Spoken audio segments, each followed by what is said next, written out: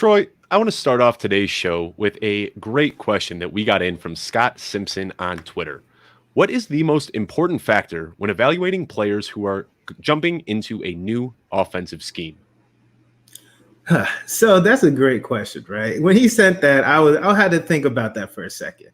I would say the talent of the player itself, that's probably the biggest thing, right? Because I don't care if it's a player that's going to a system just because of vacated targets. If the player is not talented, I'm not interested in that player. So I would say that that's the bottom line. And also, it's just the offense, if it's a scheme that's going to be friendly for fantasy, right? So that's another thing, because not every offensive scheme is going to be something that's interesting to me in terms of me trying to acquire a player. So I think to make it easy, those are the two things that I look at in terms of a player going to a different offense. Yeah, and I wanted to start with this question because I think it is a really loaded question. You know, we got a lot of should I draft this guy or this guy, but this question made me think a little bit, and that's why I wanted to start off with this one just to launch our first show. And I'm with you. You know, I believe in talent. And really, for me, when I was looking at this question, if it's a running back, if it's a quarterback, I think that elite running backs and quarterbacks, they can get it done wherever. But the one for me that I really think about when it comes to a new scheme a lot is a wide receiver. And while I still think that there are those outliers, you know, DeAndre Hopkins, Julio Jones, Stephon Diggs, you can plug those guys into any team, and they're going to be able to get it done one way or another. But I started going back and thinking about some guys who have switched teams. And the one guy that I really thought about was Sammy Watkins. You know, when he was in Buffalo, he was a downfield threat. When he was with the Rams, he was a downfield threat. And over his first 4 years in the season or in the league, he was on pace for right around 1,000 yards per 16 games. And he was averaging almost 16 yards per reception. Then he got switched over to the Chiefs, who already had that guy, Tyreek Hill. They already had their downfield threat. And we saw what happened to Sammy Watkins. His production fell off a cliff. That, you know, almost 16 yards per reception we talked about dropped to 12.5 per reception, and his season long dropped to 759 yards. So that's something that I try to think of is if there's a vacated role where somebody's skill set can fit into that. And looking at some of these incoming rookies, that's something I'm thinking about as well. You know, Elijah Moore was somebody that I really, really liked, and then he went to the New York Jets. The New York Jets have Jamison Crowder, who's kind of taken that role that you'd expect Elijah Moore to take. So that worries me a little bit. On the flip side, Rashad Bateman, he landed in what I consider to be a dream scenario. You know, he's a big-bodied receiver that can catch balls across the middle of the field. That's exactly what the Ravens thought. So I don't know if I'm really looking at scheme and coaching as much as I am looking at an opportunity for somebody to come in and make an immediate impact. Oh, no, 100%. Especially, I love your Rashad Bateman take, right? Because everybody's scared, or there's a lot of takes, especially on Twitter, social media, in terms of, oh, the Ravens offense is where receivers go to die, right? And I don't believe that. I believe that Rashad Bateman, he's talented enough, kind of like I was referring to in the beginning. He's talented enough where he's going to be the alpha eventually. Maybe not, you know, the first game, but he's eventually going to step in that role of he's going to be the number one target on the offense. Unlike, you know, last year, the Ravens didn't have like any quality wide receivers. So to me, talent in a situation where he's going to, I think he's going to be fed the ball more, right? Even though they're a running team, I believe they're going to change the offense a little bit just to at least incorporate the passing game a little bit more. And now they actually have talent with Rashad Bateman and Tylan Wallace to actually be able to execute that plan. And who we mentioned earlier, Sammy Watkins. You know, he's a little bit over the hill now. He's not the same guy we saw in Buffalo, but he's there. But yeah, you know, this is a great question from Scott, and I wanted to start off with this. Another thing, though, that, you know, since we're talking about Rashad Bateman, I want to just plug this a little bit. I was looking at it the other day. We heard the rumors last offseason that they said we're going to get Lamar Jackson throwing the ball a little bit more.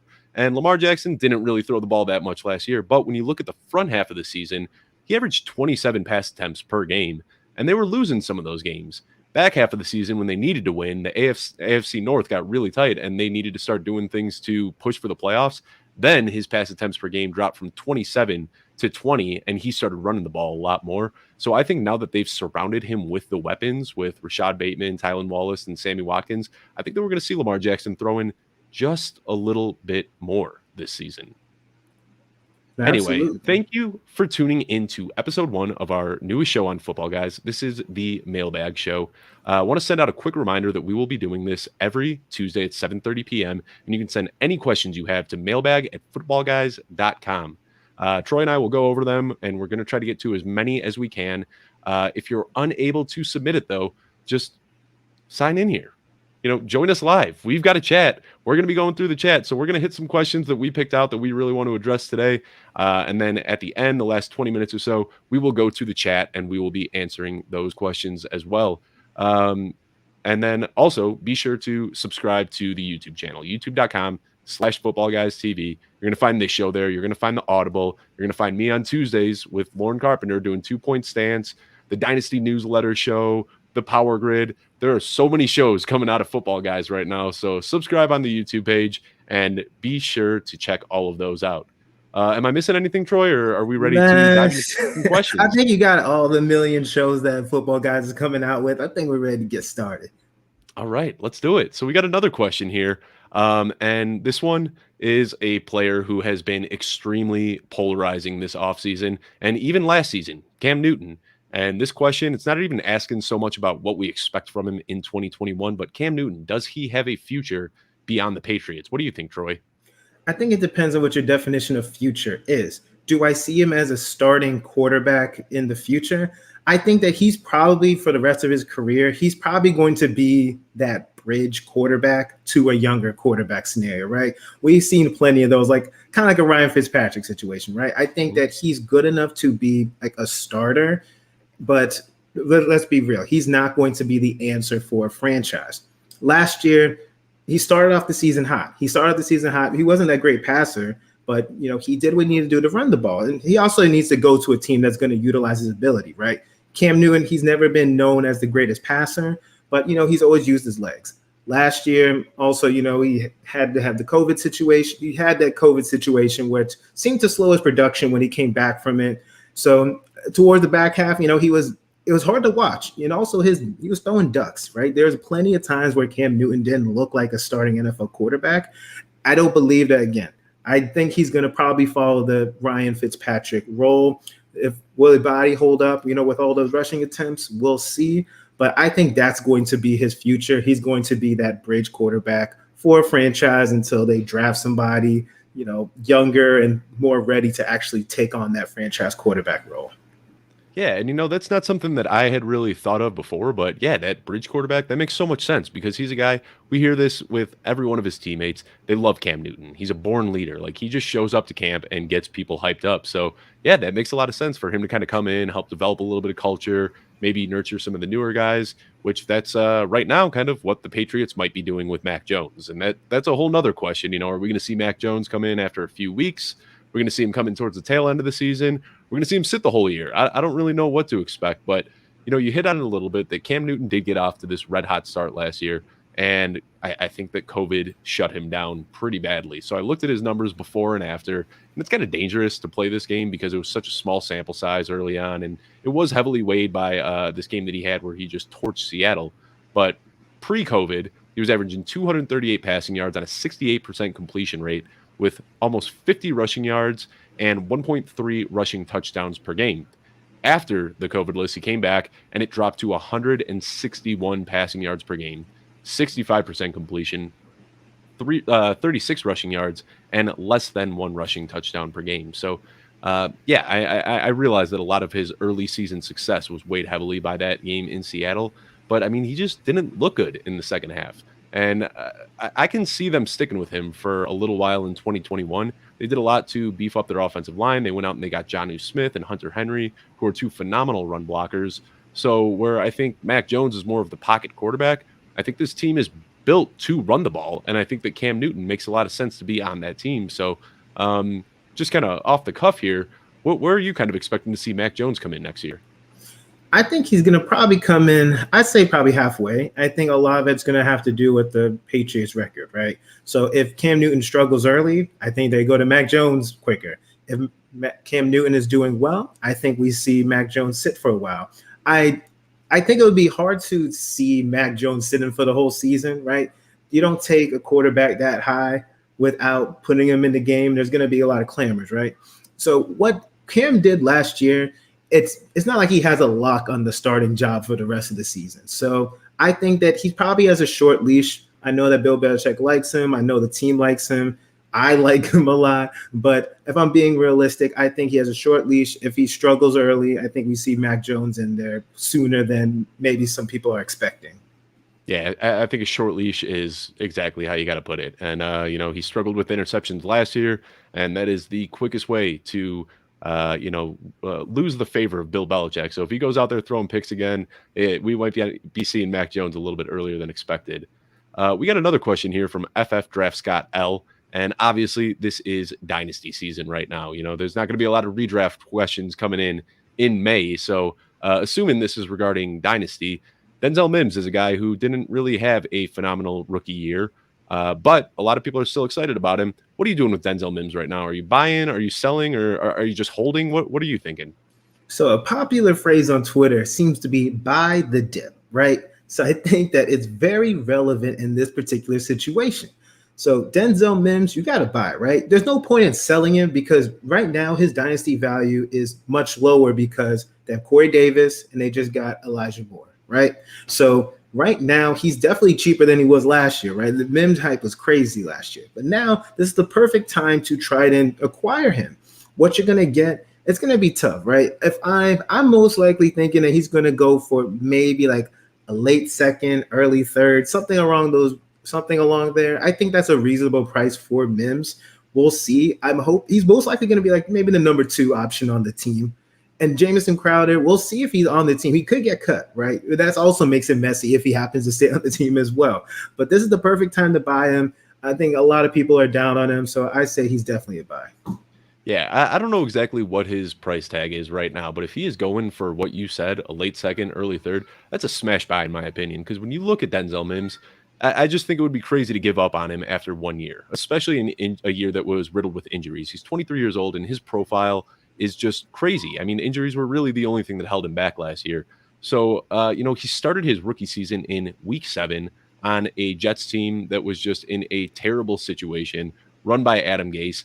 I don't think any receiver really could have just showed up in the middle of the season, hopped onto that Jets team as a rookie, and found much success.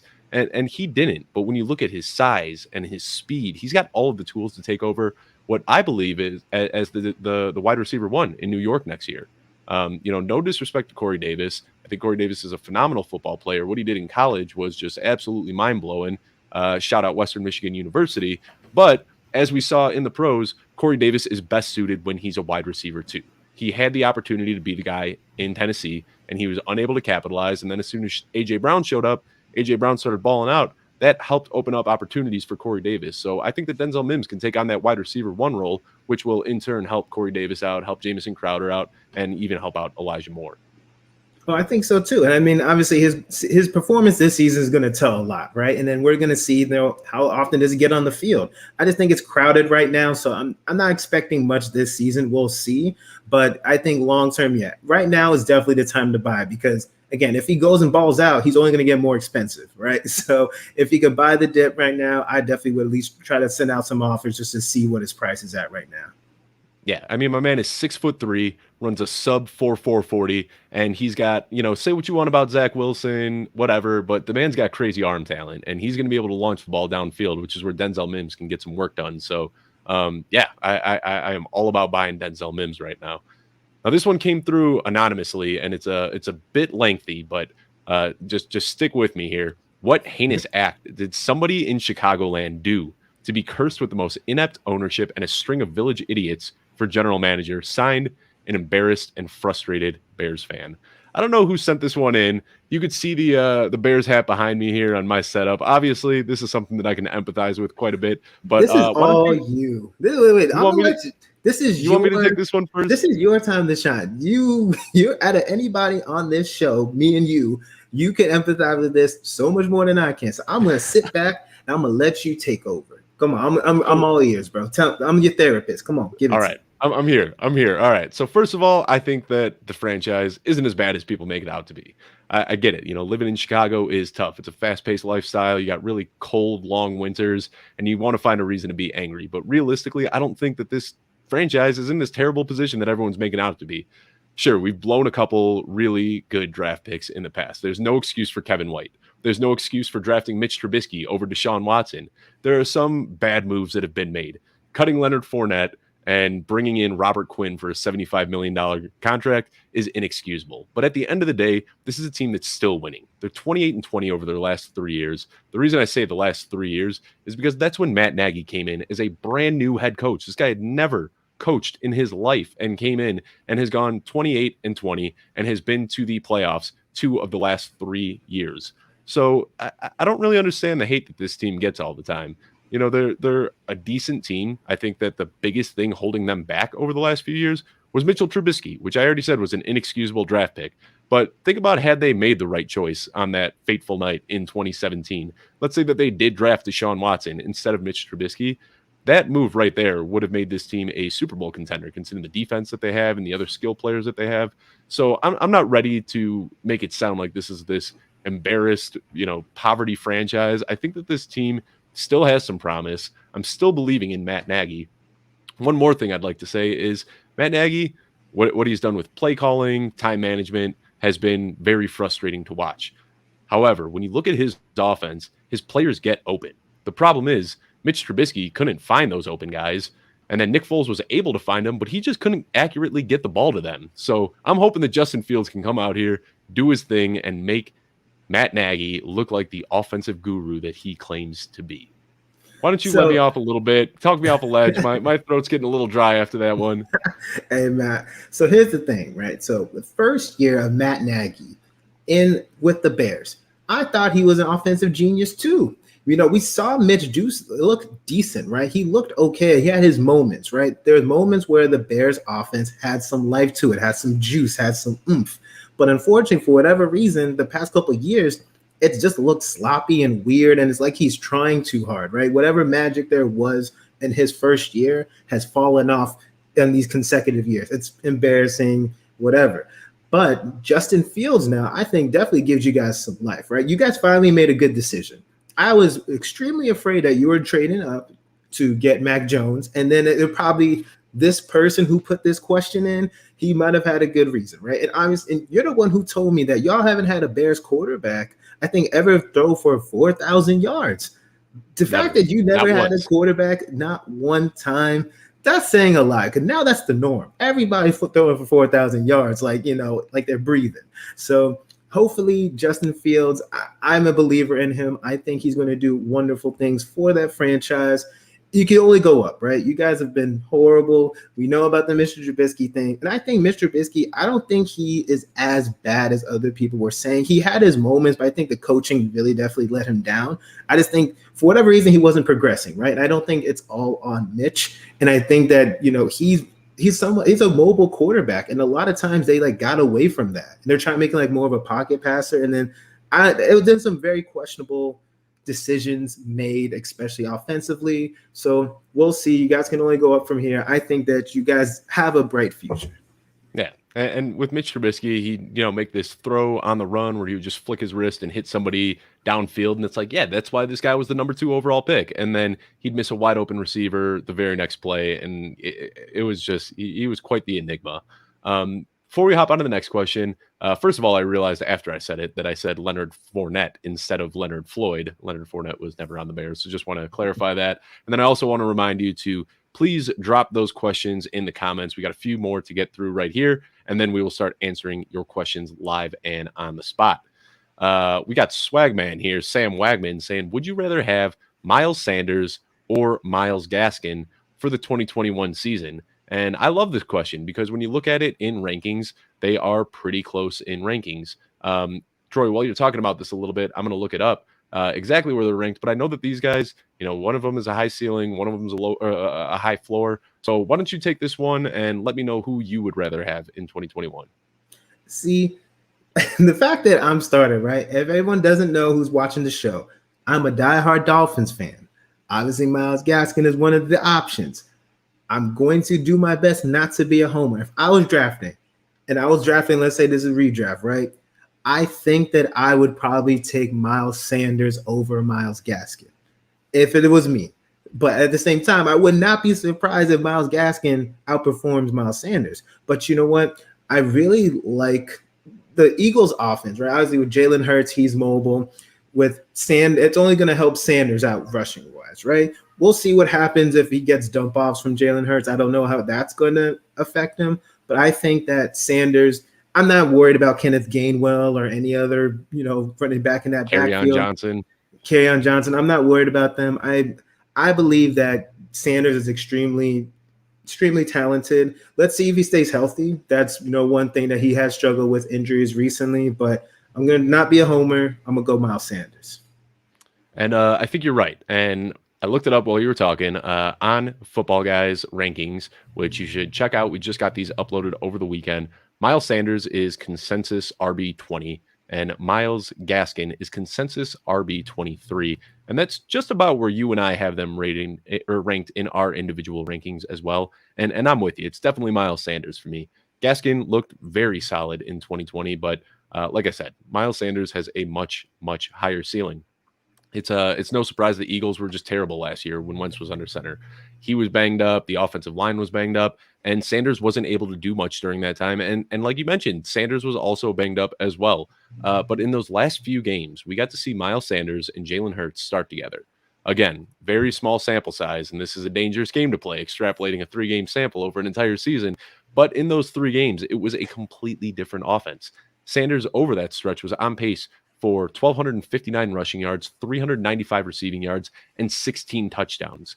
Let's just hypothetically stretch that out over a 16-game pace. That would have been the RB2 behind only Derrick Henry.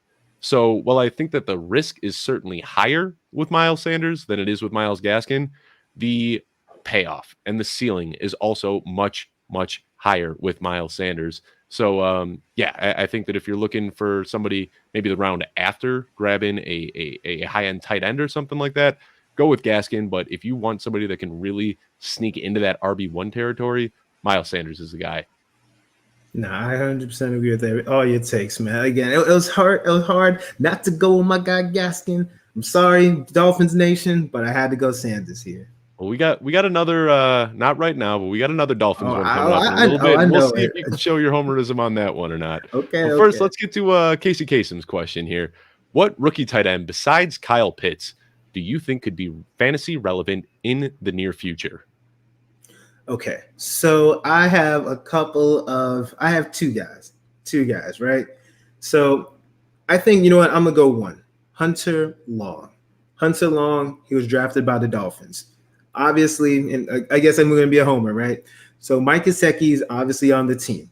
His contract is coming up. So the Dolphins can either let him walk, they can re-sign him, or they could tag him, right? We'll see. The Dolphins haven't really been committed to anybody. They've been letting a lot of people go.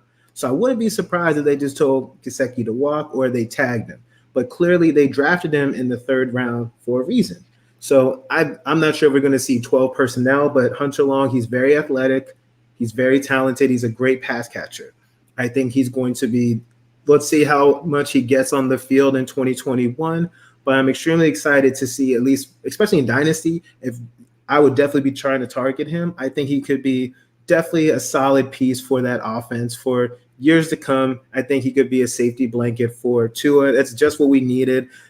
Prior to the draft, I was advocating, hey, maybe we get Pitts and match him up with Gesicki, be a mismatch for linebackers and safeties. Maybe Hunter Long is going to be that, that X factor for us that just helps with mismatches against defenses. So I'm really excited to see what he can do.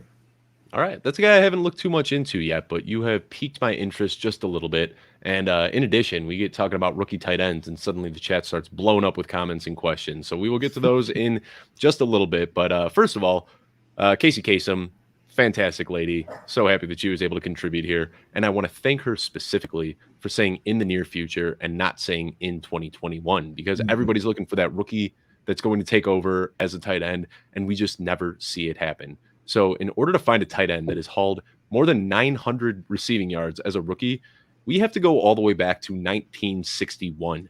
Mike Ditka is the last tight end that had 900 plus receiving yards as a rookie.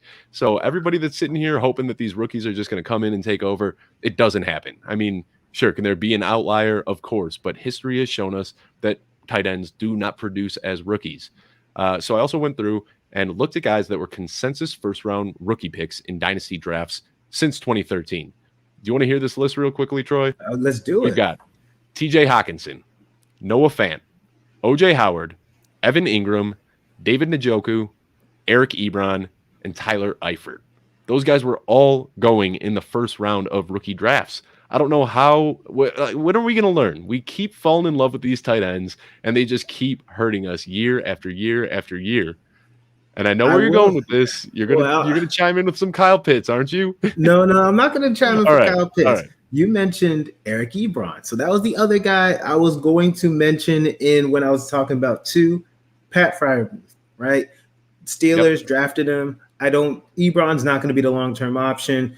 Ebron got targeted like crazy last year, by the way. But I think there's a reason why they drafted Pat Freiermuth. I don't know how he's going to do in his rookie year, but long-term, he's definitely an asset to look at, especially in dynasty leagues, tight end premium. Pat Freiermuth, he's extremely talented. I know he dealt with some injuries, but he's a solid tight end, right? If Kyle Pitts wasn't in this draft, Pat Freiermuth would be the guy that we're talking about. So he's another person that I think that you should be, at least if in your rookie picks, if you haven't drafted yet, definitely target him, but he's going to be very relevant for years to come, I believe.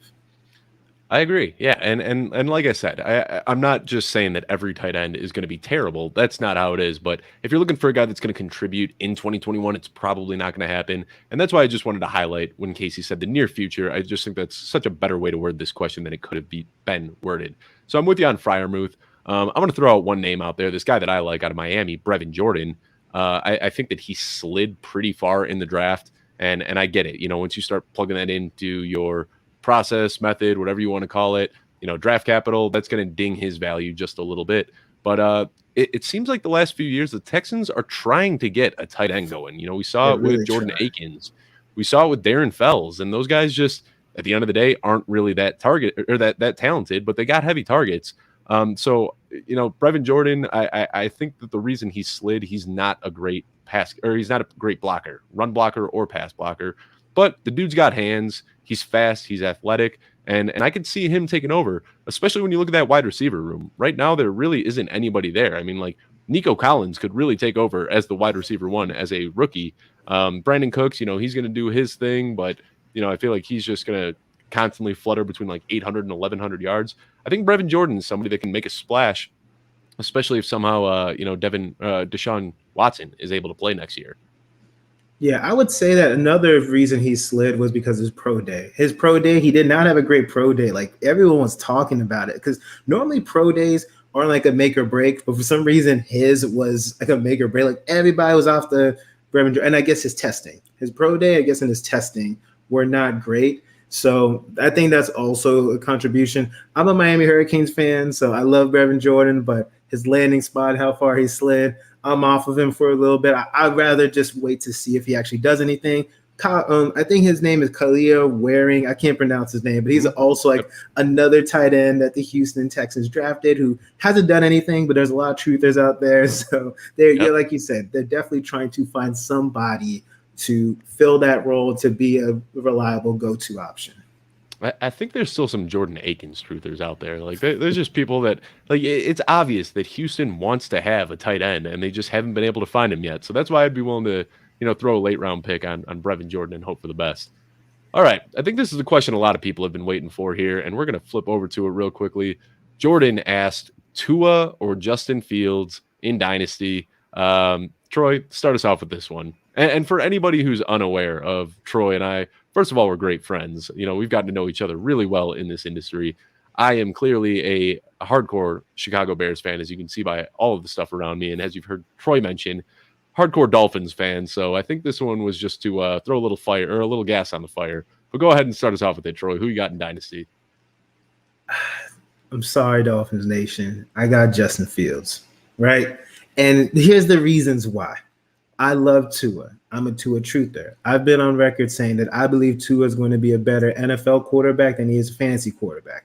We've seen Justin Fields, right? Tua isn't a rusher, right? Last year, he's had moments where if he needs to rush the ball, he will. But I think some people thought, especially going into the NFL, that he was going to be doing more running. But that's never been him. Like, that's not his game. He's more of a pocket passer. Justin Fields, He could do it all. He's a great passer, and we've seen him plenty of times. He's going to rush the ball. And we already know about those Konami code quarterbacks. I just believe that for me, I'm normally going to take the Konami code quarterback over the, I guess, quote unquote, pocket passer.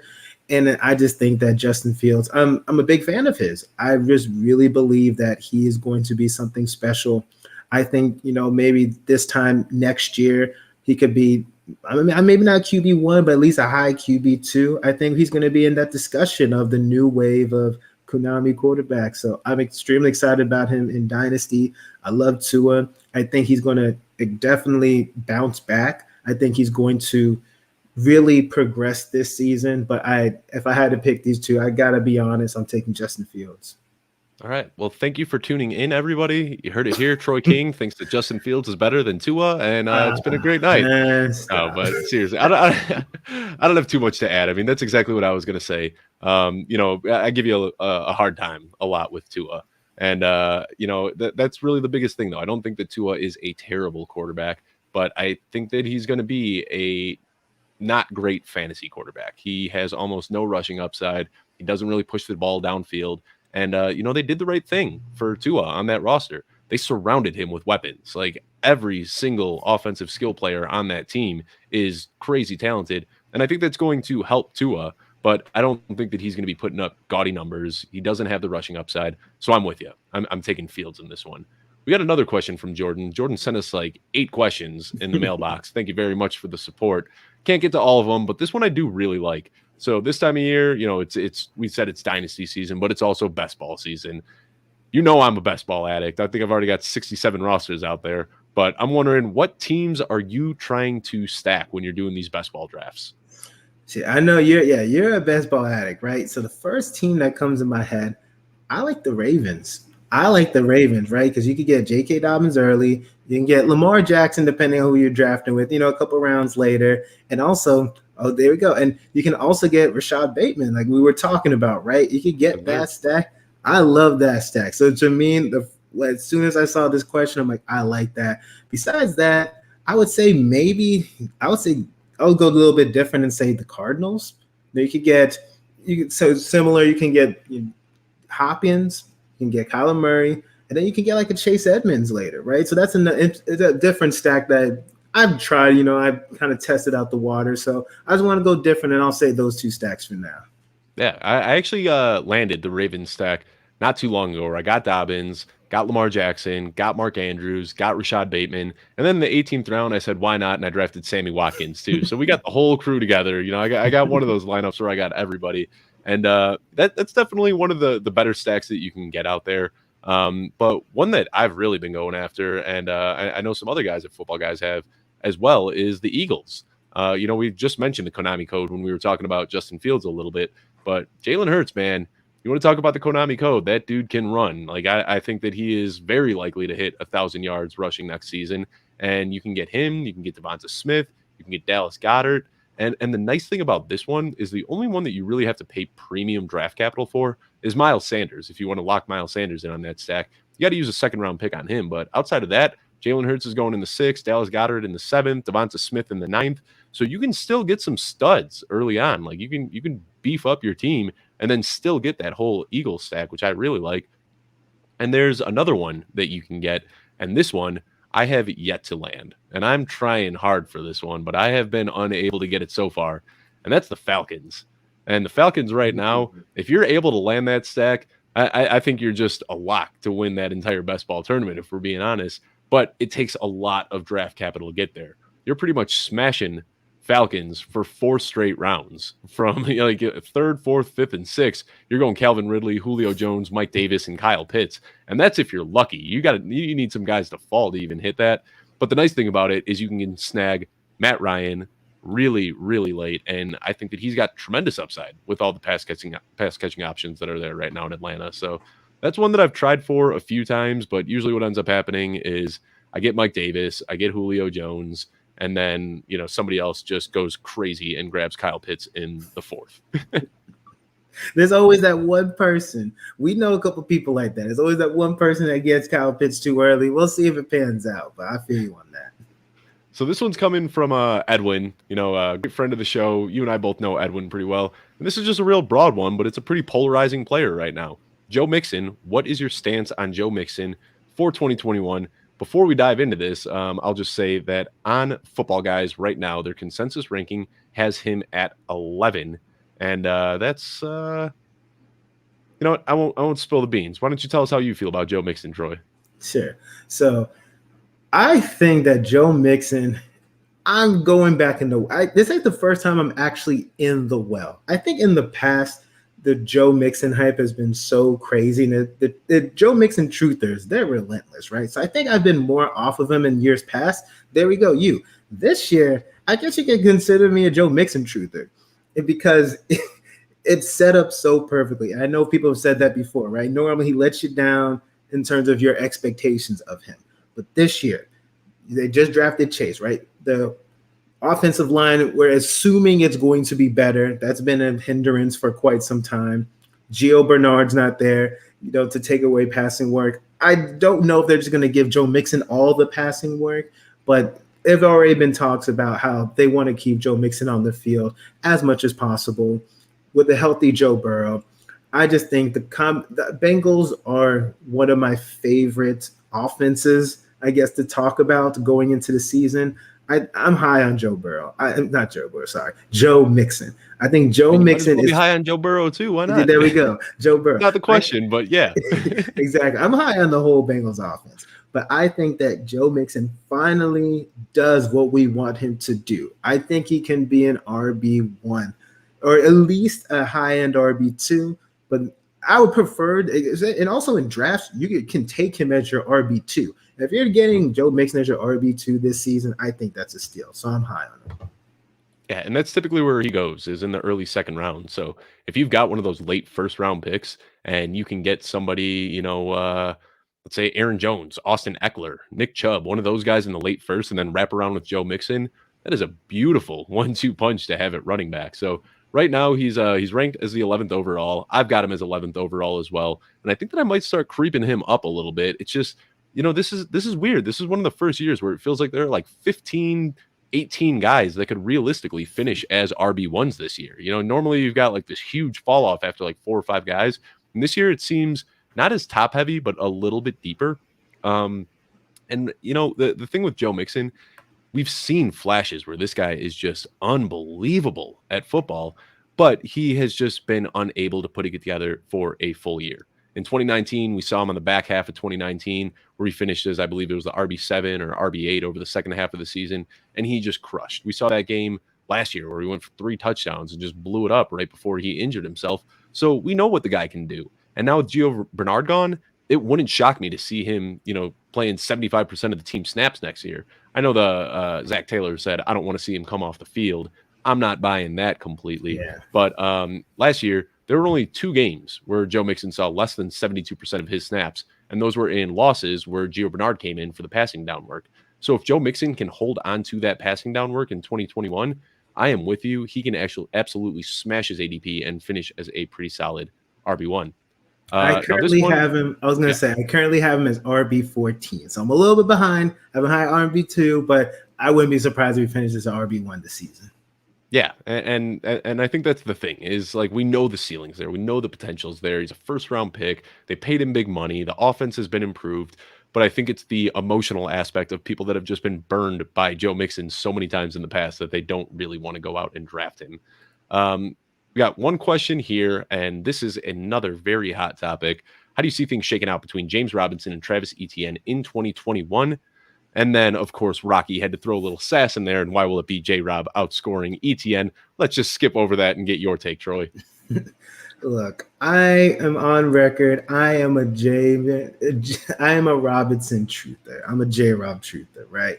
And it hurt my soul to see them draft Etienne. I believe that it's going to be Etienne, especially in PPR, but I don't think that James Robinson is dead. I think that he's still going to be, if I had to say his ceiling is probably a low-end RB2, maybe, and that's wishful thinking. Most likely he's going to be an RB3, but I think he's going to still be relevant. I think there's still touchdown opportunities for him. He's the bigger body.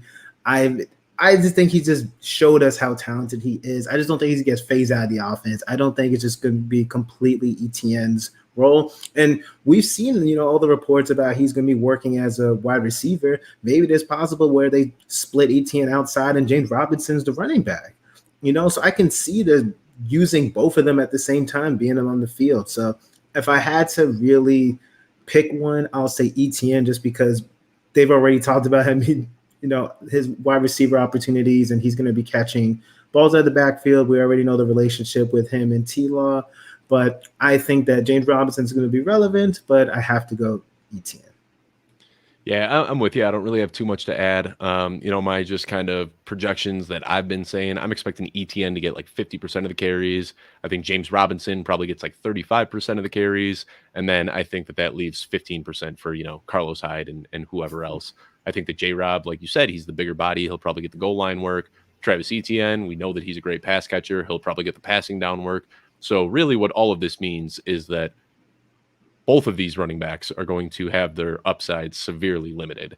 If I had to pick one, I'd be with you as well. Like ETN, I think that he's going to get slightly more work and he's going to get the passing down work. But really, I think that both of these guys kind of cannibalize each other and keep either of them from being anything more than a low-end RB2, which is unfortunate. And I want to pour one out for James Robinson because that man did everything.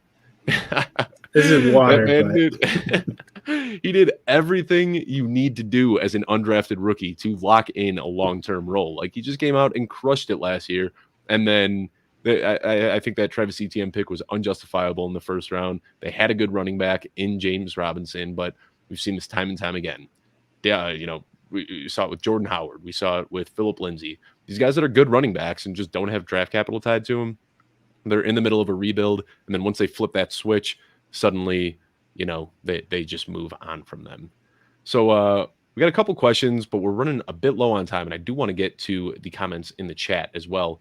But before we do that, got two kind of personal questions here that we got in the mailbag chat that I want to throw to you. First of all, from Chad Parsons at Football Guys, what is something interesting about working for Football Guys? Why don't you start us off with this one, Troy?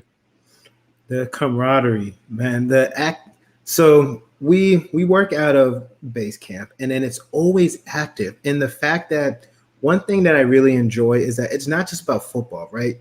There's talks just about people's personal accomplishments, good books, having a good day. So there's so much positivity and I just feel like I'm a part of a family, because there's different sites and there's a lot of corporations that you work for that you just feel like an employee.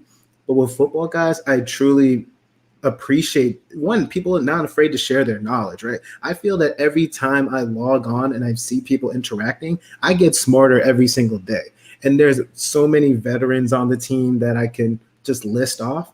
But I believe that since day one, they truly appreciated me and I really felt like I was on the team. And I like that it's not just football all the time. And I just love how people bounce ideas off of each other, how we collaborate, and it's just a positive atmosphere overall.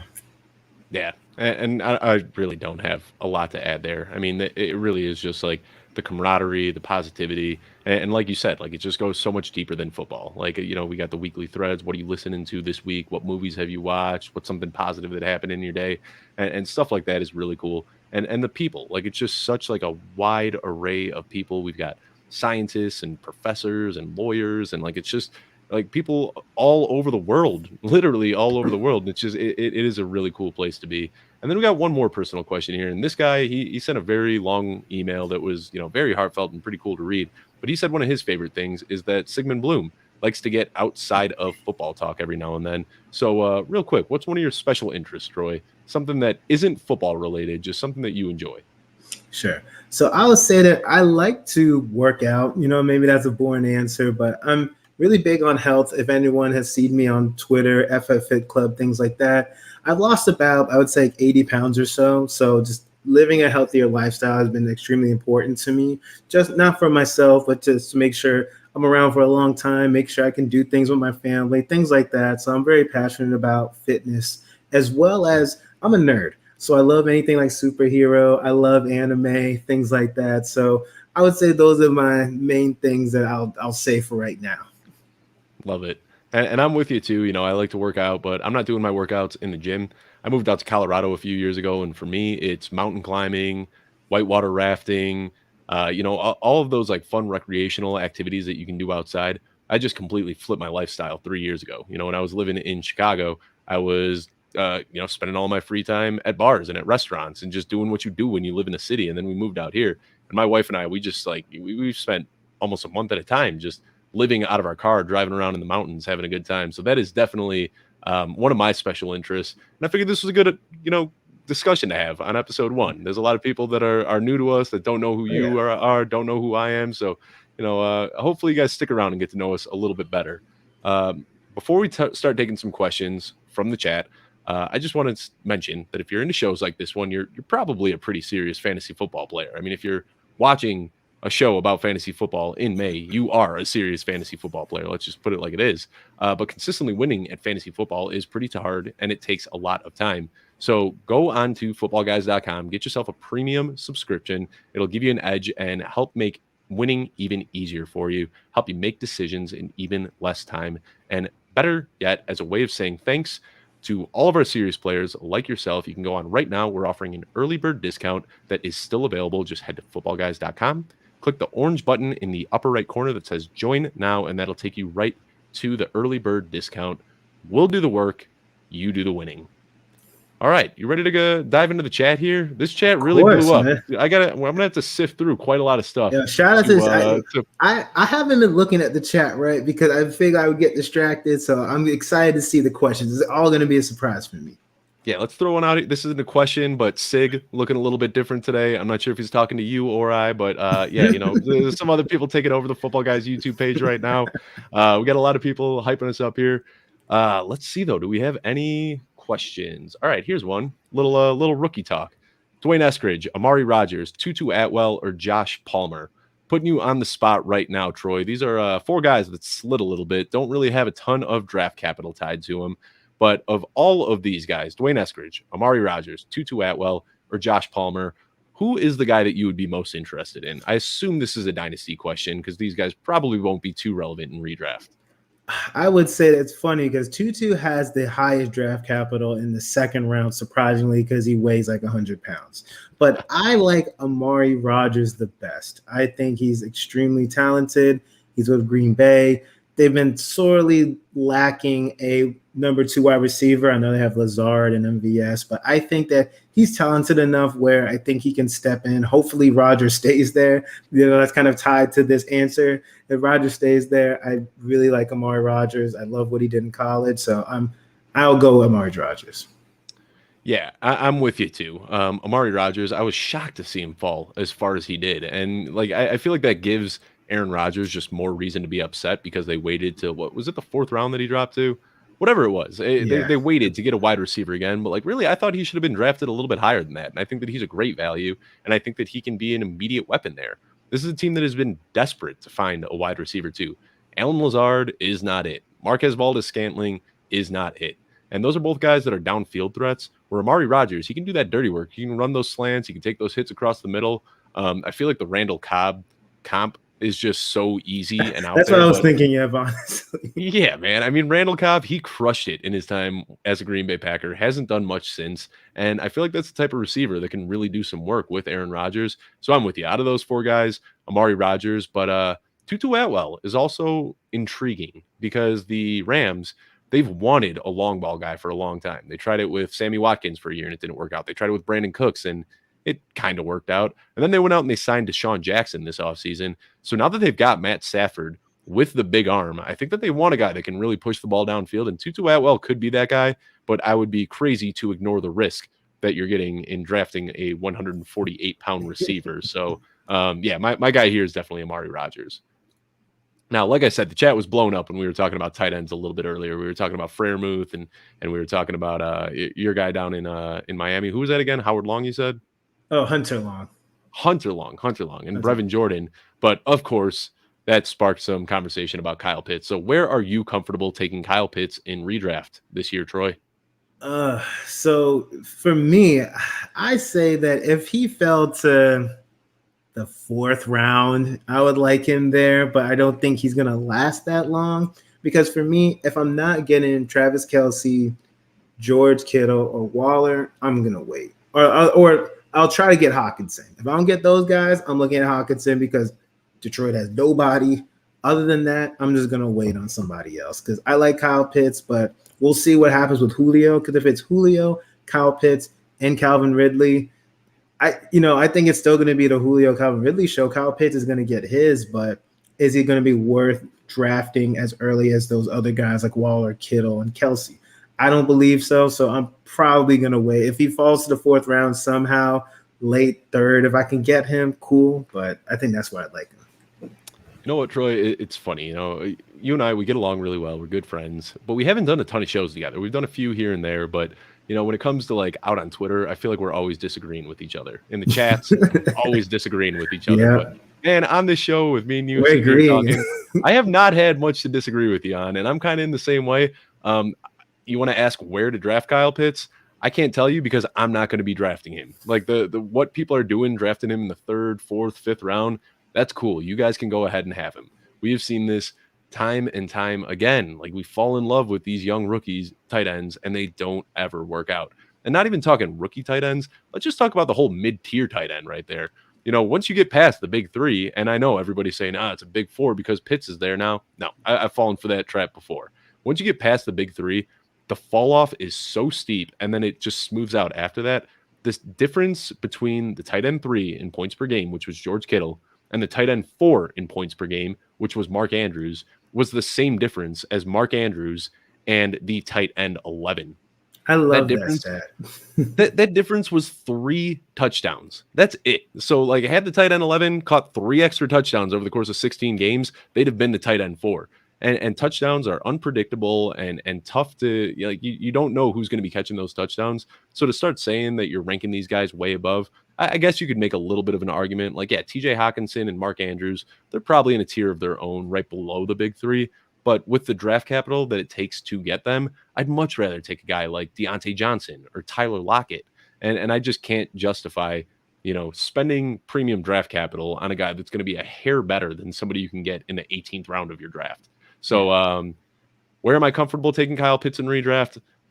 I don't know. I mean, if he's there in the 12th, 13th round, sure, but he is not dropping to the 12th. I don't know what leagues you're going to be playing in that's going to happen. So I like this one too. Where are you realistically ranking Fitz Magic for 2021? And those skill players are certainly fire. Antonio Gibson, Terry McLaurin, Curtis Samuel. I mean, they got a lot of guys there. So where are you putting Fitz Magic? That's your boy from last year. That's my boy. Look, I have him as quarterback 16 currently. I think that he is going to ball out, man. Every time Fitzpatrick is always one of the top. He's honestly, there's a lot of times he was a quarterback 1, right? Like Fitzpatrick has the upside to be a quarterback 1. Let's be honest, right? An entire season with Terry McLaurin, Curtis Samuel, Dami Brown, like he is going to ball out. And Antonio Gibson, how can I forget him? Even J.D. McKissick, like he's going to be involved. He's a great pass catcher. Look, the Washington offense, I never thought I was going to be excited for them, but I have him QB 16. I think he's going to go crazy. Well, thank God we finally disagree on something because this has been a pretty boring show. So I looked at it right now, and it's kind of funny. When you look at on Footballguys, when you look at the rankings page, he is the consensus QB 23. And you are higher on Ryan Fitzpatrick than any other ranker on the website at QB 16. And I am lower than everybody besides Ryan Weiss. I have him at QB 26. And he's somebody, and it's not that he's not going to have great weeks. We know that he's going to have these great weeks. I think the way that Sam asked this question by referring to him as Fitzmagic is setting it up to show that we know that he has these great weeks. But don't forget about the Fitz tragic that he's going to have these terrible games where he's going to kill you with interceptions. So, we know where you've got him. You got him at QB 16. I've got him at QB 26. Overall, as a group at Footballguys, we've got him at QB 23. So what that tells me is, he's good in Superflex, 2 QB leagues. But you're sitting here saying that, he might have the potential to crack that QB1 potential. So in a single QB league, would you be thinking about taking him? Ooh, if I'm waiting on quarterback, why not? He's going to go super late, and you can stack up on all the other positions, right? Especially in a single QB redraft. wait on your quarterback, right? And Fitzpatrick, he's going to be there later rounds. So you can stack up on your wide receivers, running backs. He's the perfect guy. Or even stream. He might be a streamer, right? Talk about if you're looking for an ultimate streamer, Fitzpatrick is the ultimate streaming QB. I would love to have him on my team as a streaming QB. I'm excited for him. Yeah, you know he's going to have those big weeks, and when you see him going up against a soft defense, and if you're streaming QBs, if that's the approach you want to take, yeah, I can totally see the argument for that. Let's get to one more, and we're running low on time here, so let's just real quickly. Diego Lopez in the chat is asking, Zach Ertz has got to be somewhere else other than Philly this year, right? Troy, what do you think on this one? Because I got a pretty firm stance on this. I have no idea why he's still on the team. Like literally, they've been trying to get rid of him. I said, I think on Twitter for 10 years, and nobody wants him. It's unbelievable. Like clearly, they don't want him on the team. I don't see how he could possibly be on the team this year. He has to go. I don't know where he's going to go. I'm surprised they haven't moved him. At this point, he might just be an Eagle just because no one else is going to take him. So I'll say that he's not there anymore, but I am shocked by this scenario. Yeah, I think that they're trying to trade him right now, and they're not going to be able to. So I think that he's going to end up getting cut pretty soon. And then I think when he gets cut, it's just inevitable that he is going to get back with Frank Reich and Carson Wentz. That's a team right now that they don't really have a tight end. They had a slew of tight ends last year that they lost, and right now, I mean, what is it? Still Jack Doyle? Is he the guy over there? Jack Doyle, Mo Alley. Yeah, and I like me some Mo Alley Cox, especially with Carson Wentz. But let's be honest, they're trying to set Carson Wentz up for success there. He's already got a great offensive line. He's got some decent pass catchers. Why not reconnect him with his old favorite target in Zach Ertz? So I think that it is almost guaranteed that we're going to see Zach Ertz end up in Indianapolis next year. Before we sign off, is there anything else that you wanted to mention, Troy? Nah, man. I just think it was an excellent first episode. I appreciate everybody in the chat, all the questions and the email. So thank you guys so much for tuning in, checking us out. It really means a lot to us.